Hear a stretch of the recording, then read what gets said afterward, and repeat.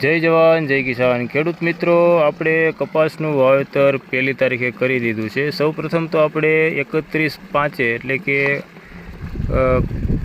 સાહને ઓયરવા ખાળિયાને આપણે ઓયરવા, ત્યાર પછી 1 તારીખે આપણે કપાસનું વાવેતર કર્યું એટલે કે આપણે સોંપ્યો।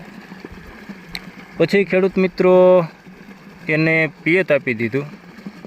ત્યાર પછી બીજે દિવસે હજી ભીનું હતું ત્યાં આપણે પેન્ડીમિથાલિન 30% ઇસી ફોર્મમાં આવે છે, જેનું આપણે 70 થી 80 ml 15 લીટર પાણીની અંદર પંપની અંદર માપ રાખીને સ્પ્રે કરી દીધું, જેથી કે 25 થી 30 દિવસ લગી આપણે શરૂઆતનું જે નિંદામણ છે એનાથી આપણે બચી શકીએ, એટલે કે નિંદામણ ન ઉગે।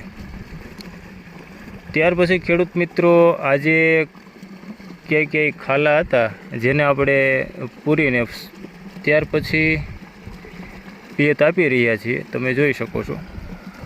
તો ખેડૂત મિત્રો આપણે જોડિયા પદ્ધતિથી વાવેતર કરેલું છે, તમે જોઈ શકો છો કે 28ની જાળીએ વાવેતર, પછી 56ની જાળી આપણે મૂકી દીધી છે, ત્યાર પછી 28ના 2 સાનું વાવેતર। આ રીતની આપણે ટ્રાયલ બેઝ ઉપર જોડિયા પદ્ધતિથી વાવેતર કરેલ છે। જોઈએ કે આગળ કેવી દિક્કત આવે છે, એટલે કે મુશ્કેલી આવે છે અથવા તો કેવું બેનિફિટ થાય છે એ આપણે દિવાળીએ ખબર પડશે। આપણે બિયારણની વાત કરીએ તો આપણે બિયારણ છે વિઠ્ઠલ તીડી, દિવાળીએ ખબર પડશે કે 3 એકા નીકળે છે કે 3 તીડી। તો ખેડૂત મિત્રો નવા વિડીયો સાથે ફરી મળીશું, ત્યાં સુધી જય જવાન